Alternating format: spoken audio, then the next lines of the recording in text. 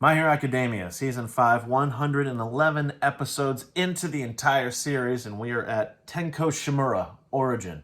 So we get some more backstory into Tomura Shigaraki, understanding how he has become the person that he is now, and the head of the League of Villains, influenced by All for One. Very exciting. The second to last episode of Season 5, as much as I wish Season 6 could happen immediately after. We don't get that, so we'll wait for the end of Season 5. I am excited, and I want to analyze this episode a little bit more and talk about it with you guys. But before I get into that, please keep in mind this analysis is anime only safe. If you are an anime only watcher, you are good where you're at. I am a manga reader, but I do not plan to give any manga spoilers, or I will correlate some aspects of the manga into the episode at some points. However, if you're expecting anything in the future and any spoilers from that, you don't need to worry about it. However, that being said, I am an anime English sub watcher. That being said, don't disparage anyone who enjoys the dub. Let people enjoy what they enjoy. Like, lay off. I just prefer the English subtitles and the Japanese voices behind it. But just keep in mind, I don't think the dub has happened at this moment in time, which is September 17th, I do believe. I am dating this video. Also, welcome to All Day the Geek Way. I'm Jet from All Day the Geek Way. Hope you're enjoying your day the Geek Way. You should do that every day, honestly. Being a geek is a lot of fun. It's a lot of fun talking about geek stuff. It's very important, in my opinion, too, being able to understand contemporary storytelling and how it influences the modern day. Neither here nor there. If you enjoy the content, please consider subscribing. I'm trying to reach 100 subscribers, hopefully sooner than later. We'll see. I shouldn't put a timeline on it like I used to. But if you do enjoy the content, please highly consider subscribing. Anything helps. Give this video a like if you enjoy the content especially. And leave a comment. What'd you think of this most recent episode? Now, again, this is anime only safe for spoilers. What'd you like about it? What'd you dislike? Is there anything that you question? Anything you're more intrigued about? You don't have to answer all those questions. Don't worry. It's just some questions you can't answer. But what'd you think? Yeah, let me know in your comments below. Get a conversation going. I do enjoy the conversation. I thoroughly do. I'll enjoy the conversation with you. Okay, so on to the actual analysis itself. So I like this episode overall. I did talk about it in my review of the episode. It's very much more character-centered compared to action-oriented. And I do enjoy that. So at the beginning of the episode, we get an insight on what Twice is doing, and he's trying to figure out what to do with Toga. Now, keep in mind, since the Hasaikai incident, she's been going through puberty, so her body has changed, and Twice realizes, hey, I need to relook at your body, do measurements again. But I didn't do it before all of this, which, I mean, I guess I can't blame them for not thinking ahead on that. They were kind of pressured into going to the city, Hosu? I'm blanking right now, but, you know, it's like, he's like, puberty's scary, and, like, you're growing up, and so he decides to take, now, the other Twices are actually arguing with each other, like, oh, I'll do this thing, and the main Twice is just like, don't worry about it, I'll measure, we gotta do this, we're gonna do a blood transfusion. So they measure her body, and we see that the double of Toga is also unhealthy. So he didn't get a measurement of Toga when she was her healthiest, so they have to make do with what they have to keep her alive. Well, up next, we get into the intro sequence, and after the intro sequence, we have a focus on Spinner at the beginning of this episode, and he's like running on top of a wall, and you see like a sea of Metal Liberation Army people. You know, they want to fight him, and he's just like, I gotta take a load off of Shigaraki. Not in that way, you pervs. And the politician is just, you know, he criticizes Spinner, and he's just like, you know, he basically makes Spinner not feel of worth, or that's his intention, especially with his meta ability. And he reveals part of the hero tech. But we also get to know from the politician, what's his name?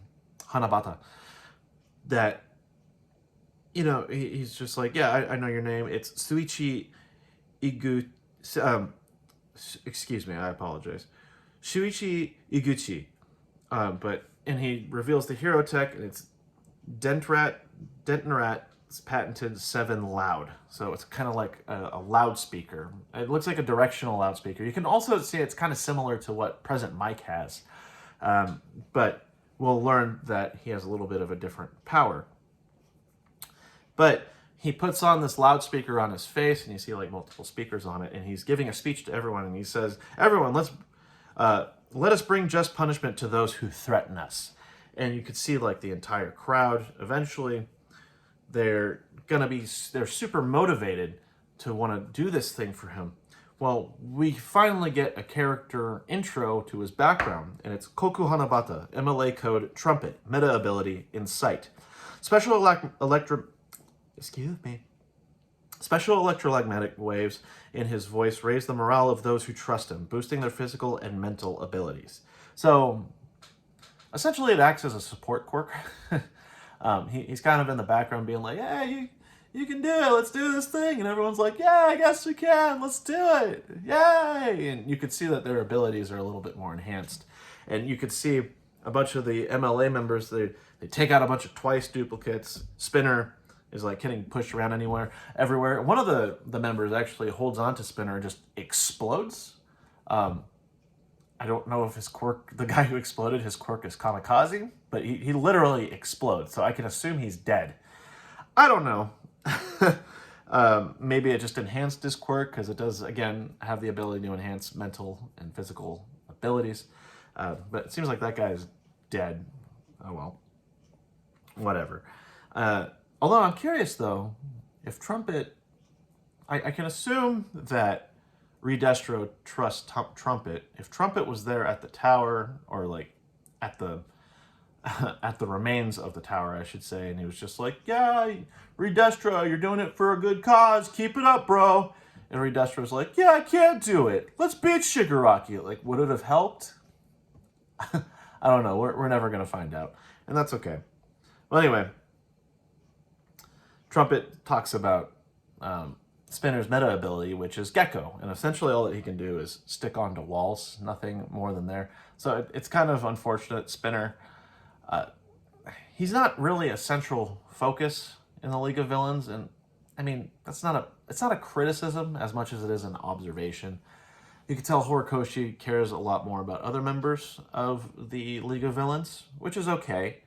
And Spinner, he was just kind of like, he can stick to walls. But also, it's kind of to another narrative where Spinner was judged based off of his mutation rather than his ability. Now, we know through My Hero Academia, people with mutation quirks tend to be heavily judged, especially if they look like villains. Well, anyway, Trumpet points out, like, "Oh yeah, you were basically a shut-in. You were bullied, and you probably wanted revenge on society and those who bullied you."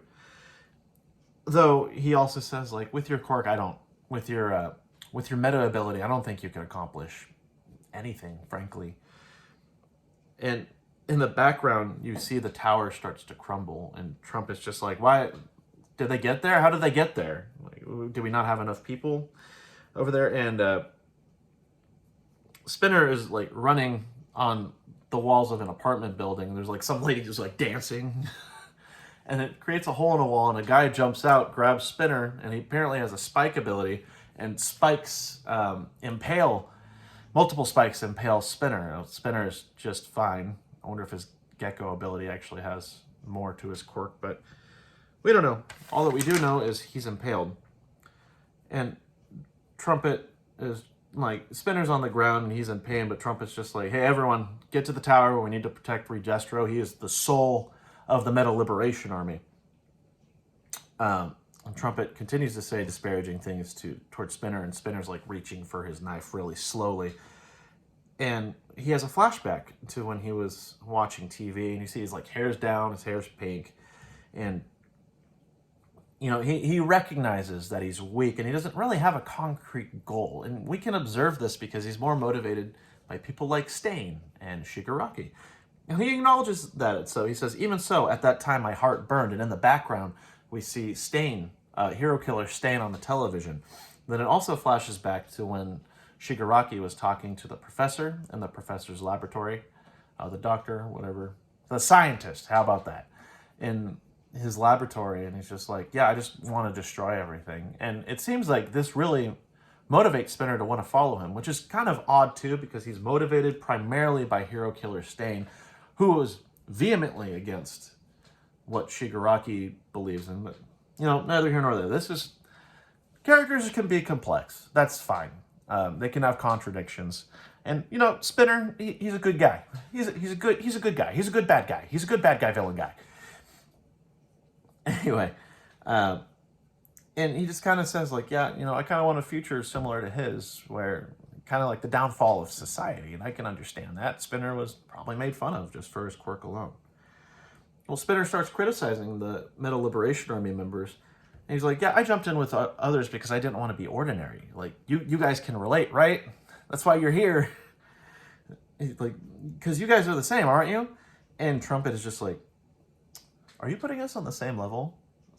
So we can see that Trumpet is looking down on Spinner, and he sees him as being weak. To be frank, though, Trumpet only has a support quirk. I don't know if he's anything without the Metal Liberation Army. I'm going to say that because this is anime only. Spoiler analysis, but you know, maybe Trumpet could fight, or Spinner could fight Trumpet one-on-one rather than having a Metal Liberation Army at his command and to motivate them. Neither here nor there, but it's just kind of funny, this level of superiority that Trumpet feels, just being like, are you really putting us on the same level? Well, now we're back to the tower, and we see the aftermath of the tower, and Giren comes out of, like, the goo pile of the Twice duplicates, and one of the Twice duplicates is just like, yeah, I had a feeling Shigaraki was going to do this. That's why I prepared for it. And we see Redestro. He's massive. He's massive, like his skin has turned darker, and we see that his quirk is activating. The only white parts are mainly his face and like the balding on his head and all that stuff. And you know, he's huge, but Shigaraki, he's just, this is what I love in this arc, this My Villain Academia arc. Shigaraki is just throwing shade everywhere. He's just like, yeah, you had 110,000, so you just assume that you could just watch us, we'd be taken down by your own. We're here, though. You thought we wouldn't make it. Everyone fell around you. And it's funny, too, because literally everything fell around him. He just survived a tower that was decayed and fell. So this is quite literal at this point.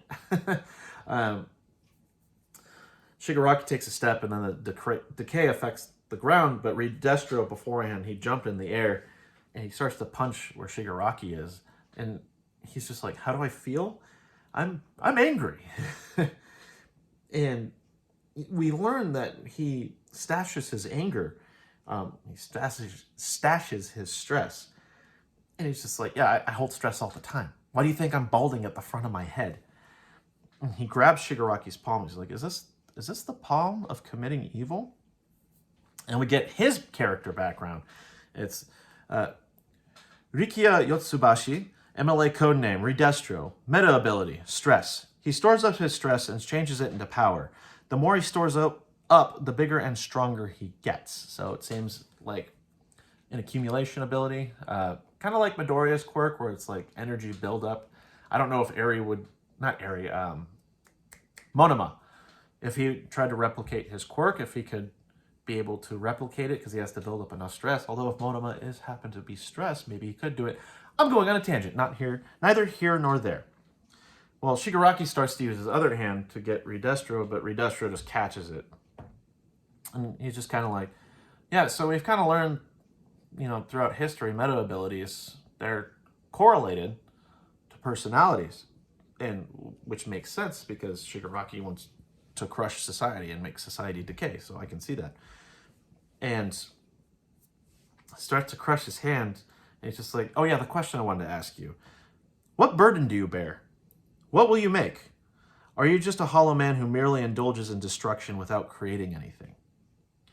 And, you know, he's getting his hands crushed, and as this is happening, Shigaraki sees one of the hands that is placed on his body. It's on the ground.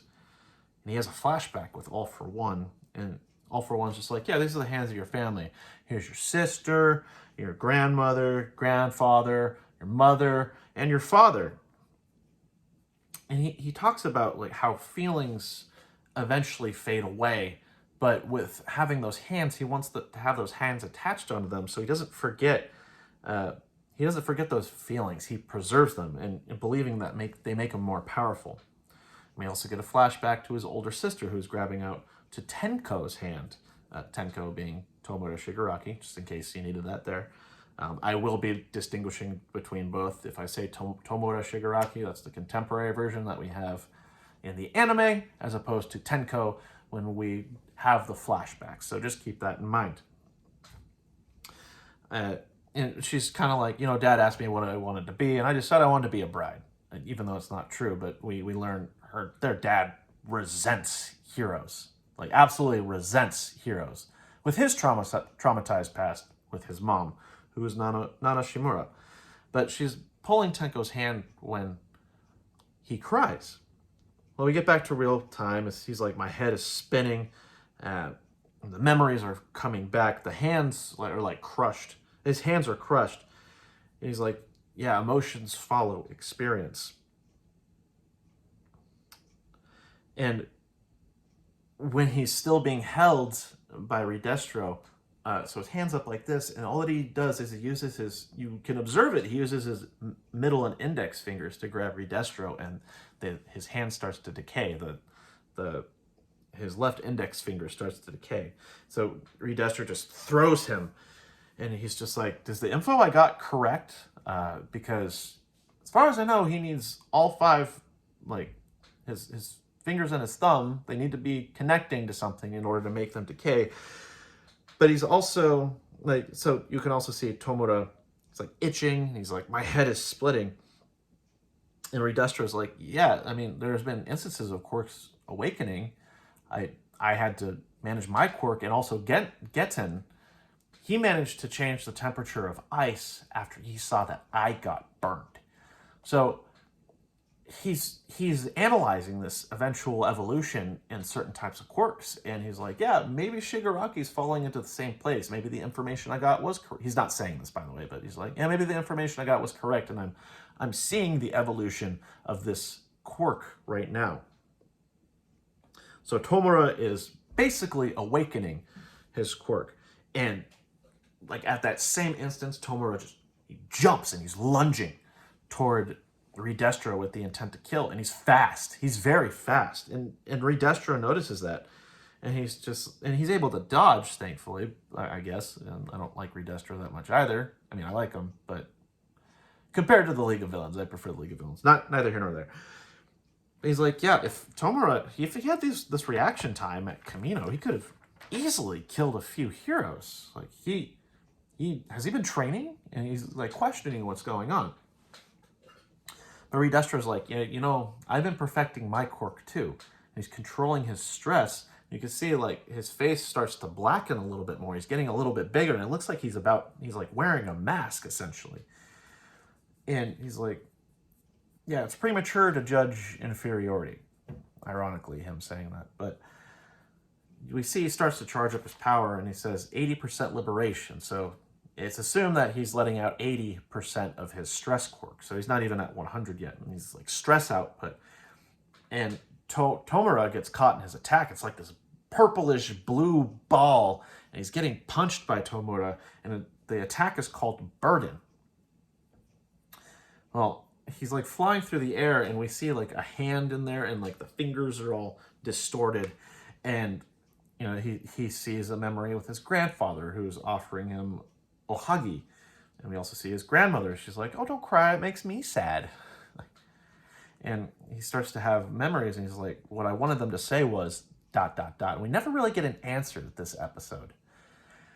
And that's fine though. Well, Shigaraki's been hit back, and Ridestro, he gets a call, and it's really funny because you see like this guy, this huge body, this hulking looking person, kind of like the Incredible Hulk. Oh, interesting correlation. I can't believe I just connected that now. Like where Ridestro has stress, the Hulk is anger. Okay. I can't believe I just made that connection right now. But neither here nor there. He just grabs a phone from his left pocket, and it's just like this small thing. It's just like, hello? And it's a call from Skeptic, and he's just like, yo, the League of Villains just brought someone here. I think they planned on this. I don't know what it is. And it's Gigantomachia. And he's just messing stuff up. Like, all of the MLA members are just flying in the air, and he's just wrecking house. It's awesome. And at the same time, you could see Redestro's finger, his middle finger, cracks. And he ends up dropping his phone. And the Skeptic's like, are you there? Are you there? And Redestro's looking at his finger, and he's just like, even amidst all this, like, he used his instincts to destroy. So it shows him during the attack, and Shigaraki manages to get his right hand on his left middle finger and make it crack. And it's, and it just shows how much Tomura has improved and has been more dead set on his goals too, his motivation to want to destroy.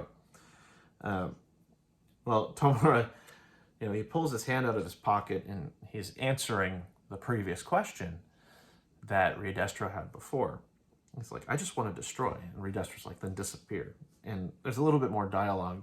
And Shigaraki's like, I don't need a future. Like, he just kind of has a goal. He's dead set on it. If he can get that done, he's going to be a happy boy, even if he's dead. Well, we're given another flashback. It's Tenko being pulled by his father for playing hero. Like, he was pretending he was a hero. And he's crying, but, he's being followed by his mom just being like, hey, don't do that. And he's just like, no, rules, like, these are the rules of the house. And he sends him to the corner of a backyard next to a tree, like in a very corner. And Tomura is like, he's crying and he's like scratching his face. And his dad's just like, well, I think the mother-in-law is just like, his allergies have been getting worse, blah, blah, blah. And she's like, there's one rule, like, there's no hero talk in this house. And he's just outside sobbing. And we learn Tenko's only 5 years old at this moment in time. And he's being heavily punished just for even speaking about heroes. Like, it is one of the number one rules of the house. Like, I'm guessing he could have, like, punched his sister and he would have been like, but don't talk about heroes. I don't know. I'm just being hyperbolic on that. But his dad says, aspiring to be a hero, it will only cause suffering. And Tomura goes into a little bit of background. He's like, my dad was a businessman, and he managed to build a 2-family house where he took in my mom, his in-laws, and my sister. Now, obviously, with Shigaraki's dad, we've learned early in the series, Tomura's grandmother is Nana Shimura, who is the 7th user of One for All. And she had abandoned her kid when he was at an early age. And ever since then, he's had resentment for heroes, that the dad has, I should say. The next thing is, like, the mom, she has ointment, and she's applying ointment onto Tenko because his allergies have been getting bad. She's just like, it sucks. We don't know where these allergies come from. Now, what we learned is we can actually connect the allergies depending on Tomura's mental stability, I guess you could say. When he feels stressed, when he's discontent, when he's feeling hatred toward other people, we've noticed that that's when he starts to scratch more. He did this at the USJ. He's been doing this during the Redestro fight. Like, there's been multiple points where he's like scratching. He's like, my memories are coming back. Like, and he doesn't like Redestro. Like, and I get it to a villainous extent. I don't know. Well, she's like, do you want to be a hero? And he's like, yeah. And I was playing with my friends Miko and Tomo. They didn't want to be left out. And we played heroes. It was a lot of fun. And Miko said, Tenko, like, you be All Might. Like, and that's a big deal, because All Might, he's, at the time, he was the symbol of peace. He was the number one hero. Being All Might in pretend is a big deal, especially if that moniker is being put onto you. Like, it must be a big deal, as opposed to being like, you be Endeavor, and everyone would be like, dude, I don't like, that's mean. Endeavor was mean at the time. But he was like, why does my father, why does he do this? Does he hate me? Would he be fine with this if I had a quirk? And his mom's like, no, no, he doesn't hate you at all. And we get the narration from Shigaraki. He says, I wanted to hear it from you guys. Just one word, ... And he also says, yeah, the house my father built kindly rejected me. Interesting use of phrase. Because, his family was very kind. If there's anyone who was remotely abusive, it was the father. Though Shigaraki feels that his family was never looking out for him, no matter how polite they were. He even acknowledges, like, my grandmother and grandfather were very nice people. However, the house I lived in rejected me. I never felt accepted in my own house. In the next scene we see Hana's being like, oh yeah, Tenko, like, when they're being sneaky, he's like, yeah, kids could be sneaky. And she manages to get a pic of their dad with their grandmother, Nana Shimura. And they're like, oh, grandma she used to be a hero. Like, we have a hero in the family. And even Shigaraki's like, I can't believe we had a hero in the family. And Hana says, like, I'm rooting for you, Tenko. Let's keep it secret from Dad and become sibling heroes. And Tenko is very happy. And the next scene we see, he's outside throwing the ball for Mon, who's their pet corgi, their dog.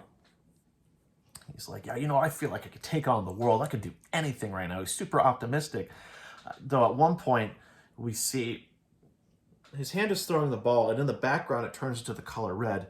And this is the start of his quirk activating, because the ball hits the ground, and a part of it decays. And Dad comes out like, Tenko, you were in my study. And, like, you saw the picture. And I love the narration in the background with Shigaraki. It's just like, oh, kids. Like, being like, kids will be kids. Like, oh, kids. Like, kind of sarcastic, but also acknowledging, just being like, yeah, kids are unique. Kids do things. And he says this because his sister is all of a sudden, like, crying, and she says, Tenko wanted to see it. She threw him under the bus. Now, keep in mind, she's probably like 6 or 7 years old. And I know there's a lot of stuff going online being like, yo, his sister is a terrible person. She's a kid. We were not, lying to get out of trouble and sometimes putting the blame on someone else. Lots of kids do that. Most people won't recognize it. And there's no reason to hate her as much as she was just like, oh, I don't want to get in trouble. A kid is a kid. The smallest deal a kid thinks is like the end of the world. So can't blame her too much other than her actions leading up to later events. That's a thing, but can't hate on the character just for being a child. And Shigaraki's like, I was itching from my stomach. Like, so we see the physical, we don't see the physical itching, but, we saw it earlier because he's describing it like in his stomach. He's scared. And his dad has a lot of resentment toward Nana Shimura, and Tenko's like, help me, and it goes to look at his mother, his grandparents, and then it goes to his mother, and then it goes to his sister. He's like, well, help me, and the next thing we see, his dad just slaps him in the face. And as far as we will be able to tell, especially later in the episode, he's in the corner crying. Well, before that, it shows his dad reading, he's at his study, and he's reading a letter that was from his mom before she left him for good. And the letter says, in part of it, and this is in her voice, by the way, it says, I have to leave you, Kotaro, or the dad. I'm sorry I couldn't be anything motherly to you. You might end up hating me, Kotaro, but I will always love you. I love you, Kotaro. I hope your life will be full of smiles and that you'll be happy. I'll always be watching over you from the sky. Now, I don't know if this is alluding to like heaven or anything like that, though, she's dead at this moment in time. She was killed by All for One, as far as we know. But it's an interesting use of juxtaposition, because as she's giving, or as this narration is being said, in the background it's showing moments where she was being a happy mother with her child, and her, I think at one point, he's eating food and he rates it a 6, and she's just like, what? And she's being heavily criticized, but it's showing very loving moments that Nana Shimura and her son Kotaro are having at the time before she left. And the last panel we see is like he's running in the street with her, like holding her hand, and it closes up on her face and it shows a very sorrowful look. Like she knows what she's about to do. And Kotaro just says, I wish you hated me. Like it would have been easier if she had just hated him from the start. Now we don't know if this is true. We will never know. But he's just like, yeah, this would have been a lot easier if you hated me. The fact that you're telling me you love me makes me resent heroes that much more. His family comes in and he admits, like, yeah, I did go too far. And his wife is just like, if this happens, if you lay a hand on my children again, I'll have no problem breaking the rules, especially because he's such a rules are rules type of guy, very authoritarian in his household. Well, in the outside, that's what I said. Tenko's crying and he's petting his dog, like he's like holding Mon in one hand, like getting comfort from the dog. And the dog is there to comfort him, essentially. He's like, no, I can't take it anymore. And he grabs the dog, and we see like it's a purplish black background, and it's like circling in. It's kind of having like this distorted look, and his quirk is activating. And he says, I hate them all. And at this moment, I thought this was extremely well done from the anime.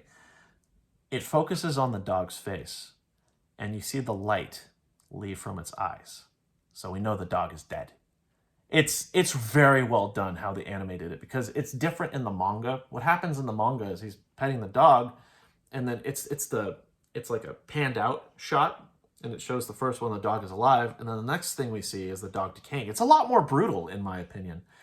But in this, it was very well done to see. Just the light, it just leaves the dog's eyes, and we know this is the end of Mon's life. He has been decayed, because the next thing we see is like a little pan out, and the dog is decayed and is crumbled on the floor.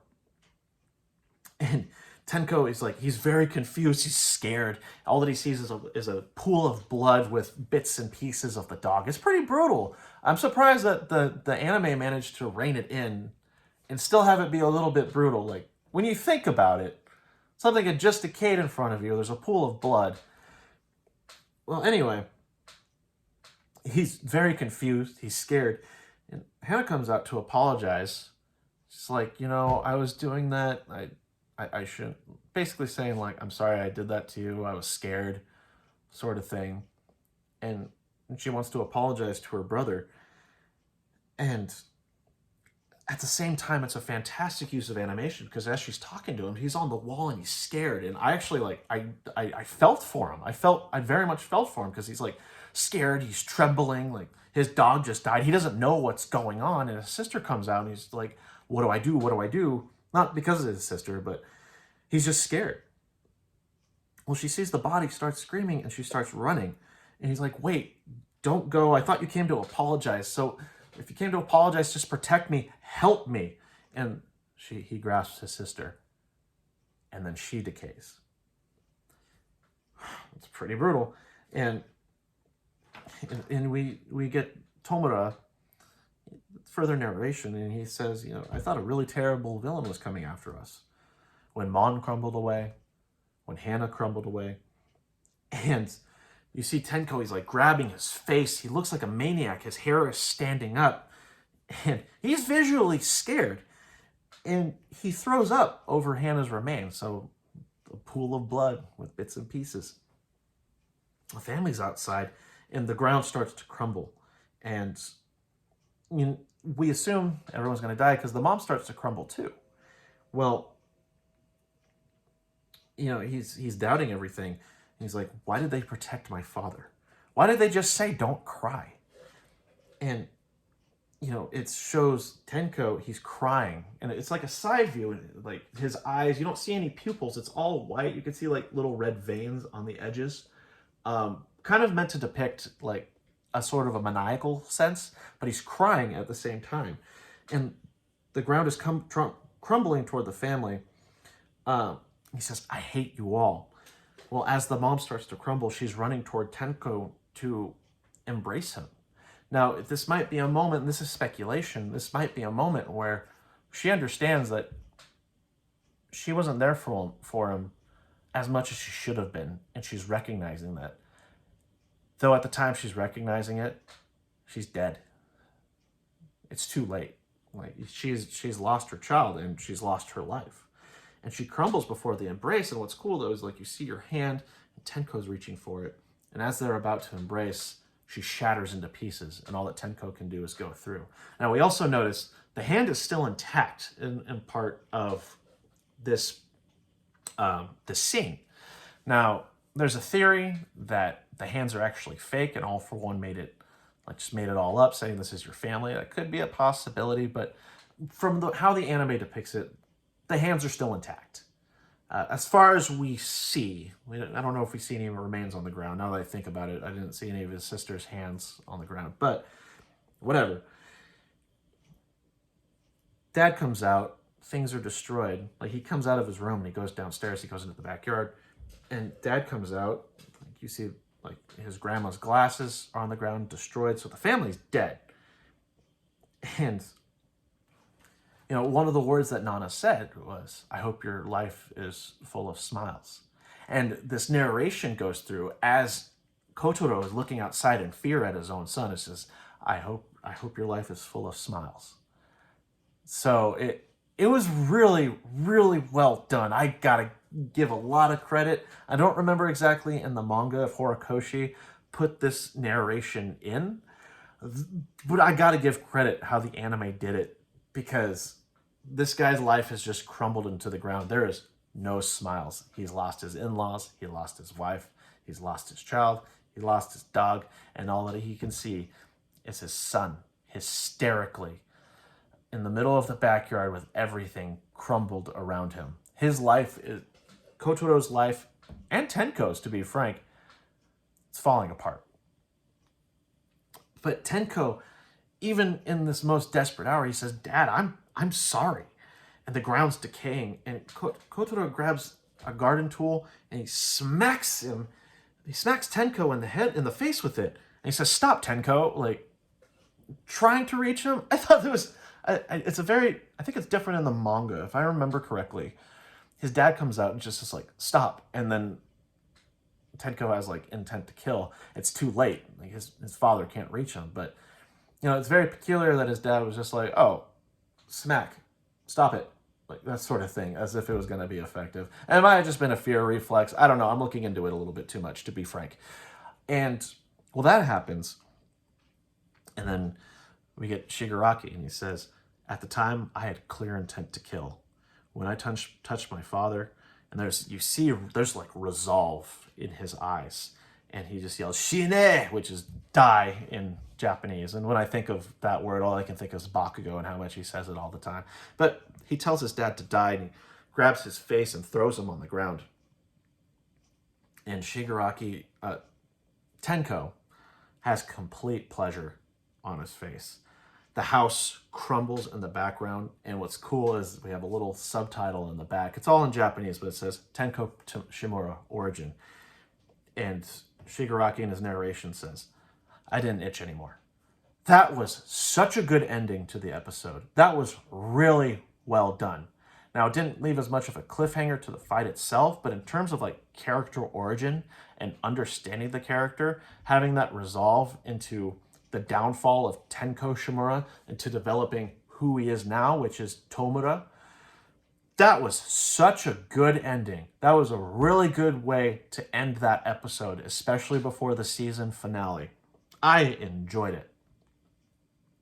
Now we get to the preview. It says Tenko is on his own in the streets. All For One reaches out to him. And then we're going to get a showdown with Redestro. I said it in the last time I did an analysis on episode 110. I'm like, oh yeah, the animation's probably going to go to the next episode. No, they put some bits of animation. Usually when Redestro jumped into the air, punched the ground, you see a bunch of squares like floating in the air. Usually that means that's where the animation budget was put into. But I'm assuming they saved it all for this last episode. So I'm excited.